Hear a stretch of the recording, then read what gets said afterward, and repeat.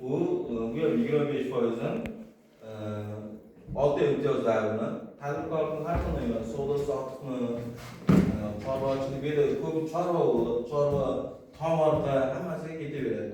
Masalan, boshqa bir fermerda 1 gektar yer olib ijara asosida chekda qovun ekaman deydi, tarvuz ekaman deydi.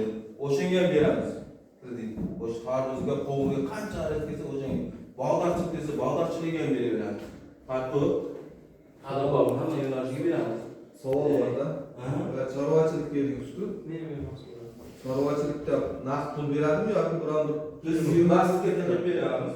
Ma'muriy plastik ochamiz. Plastik bo'lsa, o'sha plastik masalan, shtat plastiki yoki pensiya plastiki bo'lganlarimiz.